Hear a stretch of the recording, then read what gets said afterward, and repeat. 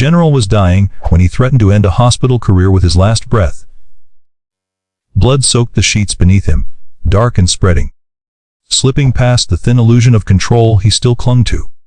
His chest burned from the inside out, each breath shorter than the last. The machines beside him struggled to keep pace, numbers falling in quiet defiance of his rank. "Get me the best surgeon in this hospital," he roared, slamming his trembling hand against the bed. Right now. Metals lay scattered on the floor where his uniform had been cut away, cold, useless metal that no longer commanded obedience. Doctors froze, not because they were afraid of him, but because they knew exactly who would answer that call. And they knew the moment she walked in, everything would change. The door opened, not hurried, not dramatic, just controlled. A woman stepped inside. The general turned his head and froze. "Before we go any further, tell us where you're watching from today. And if you believe true strength doesn't always announce itself, please subscribe, because this story has only just begun." She didn't match the image in his mind. No towering presence, no silver-haired authority figure shaped by decades of visible power. She was calm, unremarkable at first glance, early 40s, slim build, dark hair pulled back so tightly it revealed the sharp lines of discipline in her face. Her white coat was plain, sleeves rolled to mid-forearm, exposing faint scars that looked old, too deliberate to be accidental. Her eyes were steady, not impressed, not intimidated. They scanned the room once, taking in the bleeding patient, the anxious staff, the ticking clock none of them dared to acknowledge aloud. "That's her," the general rasped, disbelief curdling into offense. "This is who you brought me." No one answered. Not because they didn't want to, but because the truth carried weight. The woman placed her bag down carefully, washed her hands, and stepped closer without asking permission. Her name was Dr. Alia Rahman, and silence had been her armor long before this room tried to strip her of it. The general's breathing hitched as pain tore through him again. He clenched his jaw, fury masking fear. "I asked for the top surgeon," he snapped. "Not someone who looks like they belong in a training program." The words landed hard. Nurses stared at the floor. A junior doctor swallowed, hands tightening around a clipboard. No one spoke. Rank still ruled here even as it bled out of him. Rahman did not react. She reached for the scans instead, eyes narrowing slightly, not in anger, but focus. "Internal hemorrhage. Vascular rupture. Severe. Time sensitive. You're losing blood faster than you think," she said quietly. "We need to move." He laughed bitterly. "You don't give orders to me." She met his gaze for the first time. "I don't give orders," she said. "I save lives." Something shifted in the room. Not loudly, but unmistakably. Dr. Rahman felt the familiar pressure in her chest, the same one she had felt years ago in places where disbelief had been more dangerous than bullets. She had stood in rooms like this before. Rooms where men with authority mistook calm for weakness. Rooms where lives depended on hands that others underestimated. She had learned early that defending herself wasted time. And time was the one thing no patient ever had enough of. The general turned his face away, jaw clenched. "Get me someone else," he growled. A senior physician hesitated, then spoke carefully.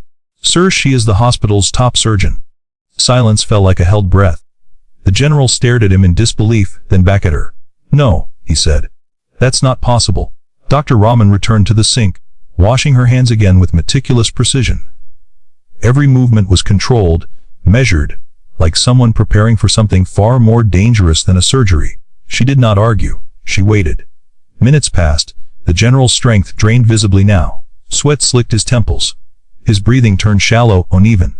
The machines whispered warnings no one wanted to hear. Still, pride held him hostage. Around the room, staff exchanged glances. No one challenged him openly. No one stepped forward. In the far corner, an elderly janitor paused with his cart, his eyes fixed on Dr. Rahman's hands. On the scars, recognition flickered. An old memory of a desert hospital, of a woman who had once worked through the night while bombs fell, refusing to leave until every wounded man had a chance. The janitor said nothing. Neither did she. But something unseen had begun to turn. The general's breath fractured into shallow pulls, each one shorter than the last, as if his body had begun to bargain with time and was losing the negotiation. Pain radiated through his chest in heavy waves, no longer sharp enough to frighten him, only deep, consuming, and final. His fingers twitched against the sheets, searching for control that no longer answered. Doctor. Alia Rahman stood at the edge of the room, still as stone. She had seen this moment before. Not in hospitals like this one, polished and climate-controlled, but in places where the walls were canvas and the floor was dust. She recognized the look in his eyes, the point where defiance turned into fear, where authority realized it could not command a failing body. The monitors dipped again. A nurse glanced up, alarm breaking through professional restraint. His pressures dropping. The general heard it, his jaw tightened. Pride flared once more, desperate and cornered. "I'm not dying on a table run by someone you promoted too fast," he hissed, words slurred by pain. No one corrected him. Not because they agreed, but because challenging him still felt dangerous even now. Dr. Rahman stepped forward and placed the scans on the tray beside him. "Your artery is torn," she said quietly. "You have minutes, not leverage." Her voice carried no judgment, no emotion at all. That frightened him more than shouting would have. As seconds passed, the room filled with an invisible pressure, like the pause before an explosion. Every person there understood what was happening. This wasn't just about surgery. It was about belief. The belief that authority knew best. The belief that experience looked a certain way. The belief that quiet people were meant to follow, not lead. Dr. Rahman felt eyes on her, some pleading, some apologetic. She gave none of them what they expected. She didn't ask for support. She didn't defend her R.A. Sommeil. She waited. Because silence had always been the truth's test. Years earlier, in a field hospital under a sky bruised purple by smoke, a colonel once refused her care. He had been bleeding badly, just like this general. "I want a real surgeon," he'd said then, eyes glassy with pain. She had looked at him the same way she looked at this man now, calm, unshaken. "I'm the only one here," she'd replied. That night, she saved his life with tools borrowed from a supply crate and light from a generator that failed twice mid-procedure. When it was over, he wept, not from pain, but from shame. He had apologized, not loudly, just enough. That memory did not make her bitter. It made her patient. Back in the present, the general's breathing became ragged. His strength bled away faster than his blood. The senior physician leaned in again, voice low. "Sir, if we wait any longer, we may not be able to save you." The general closed his eyes. For the first time since arriving, fear surfaced naked and unarmored. His voice dropped. "You swear she can do this?" The physician didn't hesitate. "She's done harder." Dr. Rahman said nothing. She didn't need witnesses. She needed consent. The general opened his eyes and looked at her again. Really looked this time. At the stillness. At the scars. At the absence of ego. Something inside him broke, not loudly, but completely. He whispered, "Do it." Dr. Rahman nodded once. No victory, no relief. Just acceptance. As she turned toward the operating room, the elderly janitor straightened subtly, pressing his palm to his chest in a gesture no one noticed but him. Respect. As they wheeled the general away, the room shifted. The power he had wielded moments ago stayed behind, stripped by necessity. What moved forward now was something else entirely, a man reduced to breath and hope. Dr. Rahman walked beside the gurney, hands steady, eyes forward. She had crossed this threshold many times before, and every time, she carried the same truth with her. Silence was not the absence of strength. It was the place where real strength waited. The doors closed behind them, sealing the general inside a world where rank dissolved and only anatomy mattered. Under the surgical lights, stripped of insignia and authority, he looked smaller. Human, his chest rose unevenly, each breath shallow, borrowed. Blood loss had drained the color from his skin, leaving behind a gray pallor that no command could correct. Dr. Alia Rahman stood at the table, shoulders relaxed, eyes focused. This was where she belonged, not in arguments, not in explanations. Here, where truth was measured in millimeters and seconds. "Begin," she said quietly. The room obeyed. Her hands moved with deliberate precision, every motion economical, almost gentle. There was no wasted energy, no dramatic urgency. The rhythm she set was steady, grounding everyone around her. The first incision revealed the damage in full. It was worse than the scans had suggested. Blood pooled fast, obscuring the rupture beneath. A younger surgeon stiffened, pulse visible in his throat. He glanced at Dr. Rahman, waiting for direction. She didn't raise her voice. She adjusted. She said softly, "Suction steady." Her calm traveled through the room like a stabilizing force. Breathing slowed. Panic receded. She had operated like this before, under worse conditions, with less support. Her hands remembered what fear tried to erase. As she worked, fragments of the past surfaced, not as distractions, but anchors. The desert heat, the metallic taste of dust, a soldier gripping her wrist once, whispering, "Don't let me die here." She hadn't promised him anything. She never did, she had simply worked. Now, years later, her hands followed the same language. Clamp, suture, redirect. Each movement was a sentence spoken fluently in a dialect earned through survival. The arterial tear resisted repair, edges frayed and fragile. A murmur rippled through the room. Dr. Rahman felt it, but did not absorb it. "Patch," she said. "Now." The nurse moved instantly. This wasn't improvisation. This was experience revealing itself. Minutes stretched into an hour. Then another. Sweat gathered at Dr. Rahman's temples, but her hands never wavered. She adjusted her stance slightly, conserving strength, breathing evenly. Finally, slowly, the bleeding began to slow. Then stop. The monitor steadied. The room seemed to exhale as one. The resident stared at the screen, disbelief softening into awe. "She did it," he whispered, not realizing he'd spoken aloud. Dr. Rahman placed the final suture with care, as if closing something sacred. "Close," she said. And just like that, the danger receded.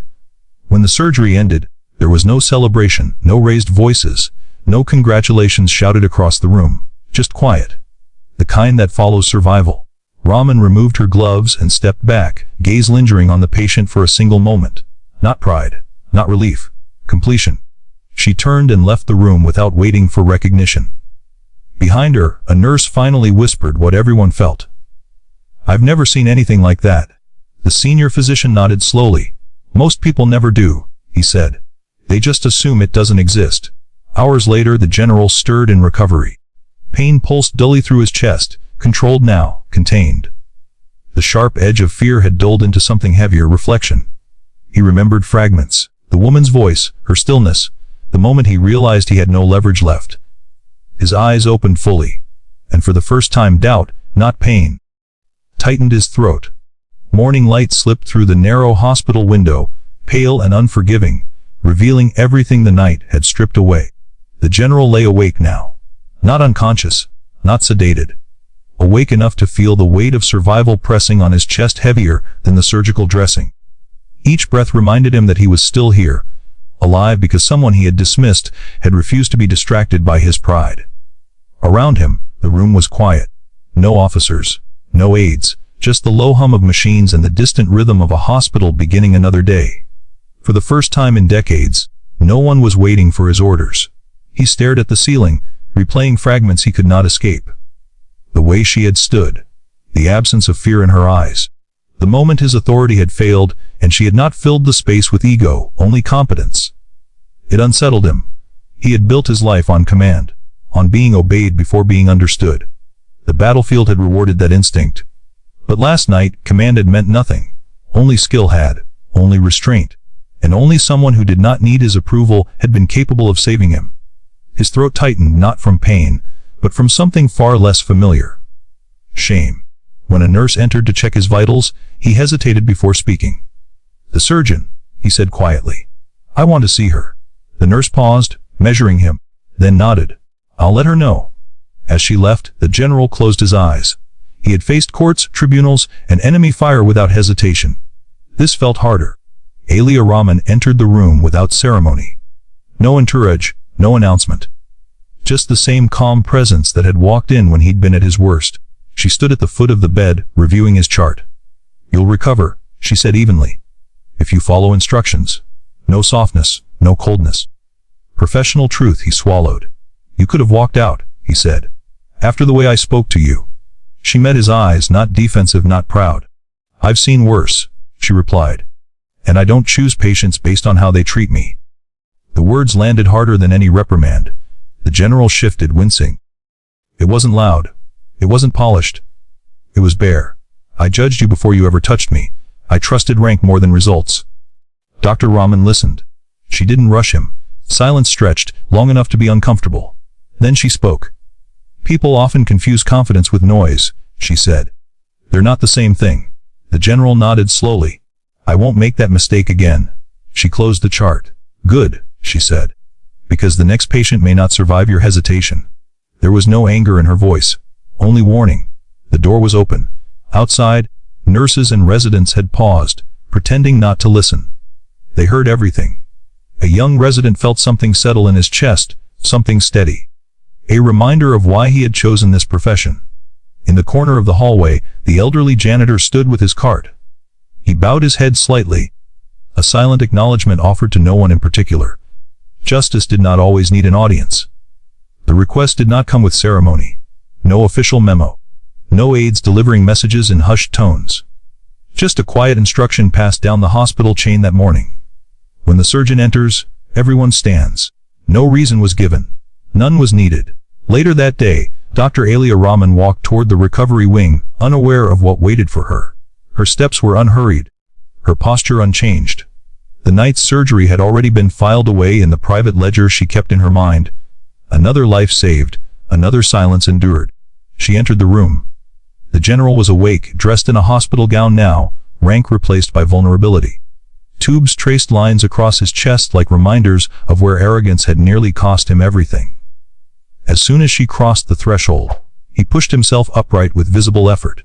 Then he stood, slowly, painfully. Every officer in the room followed. No one spoke. The air thickened with something heavier than command recognition. The general faced her fully now. Not from above, not from behind a desk or a uniform, as one human standing before another. "I owe you more than my life," he said. "I owe you the truth." He gestured toward the room. "I judged you by what I expected power to look like. And I was wrong." Dr. Rahman did not interrupt. She did not look away. "You didn't raise your voice," he continued. "You didn't fight for respect. You didn't even ask for it." His voice faltered. "You showed me that real authority doesn't demand, it delivers." Dr. Rahman held his gaze. "I didn't come here to teach you a lesson," she said calmly. "I came to stop you from dying." The simplicity of the words struck harder than any speech. A nurse near the door wiped her eyes. A resident straightened his shoulders. The elderly janitor pressed his hand to his chest again, a gesture born in places where survival was the only currency that mattered. The general reached out. This time his hand did not hesitate. When Dr. Rahman took it, her grip was firm, steady, not triumphant. No applause followed. No cameras recorded the moment. But something permanent settled into the room. Respect, not the kind enforced by rank, the kind earned by restraint.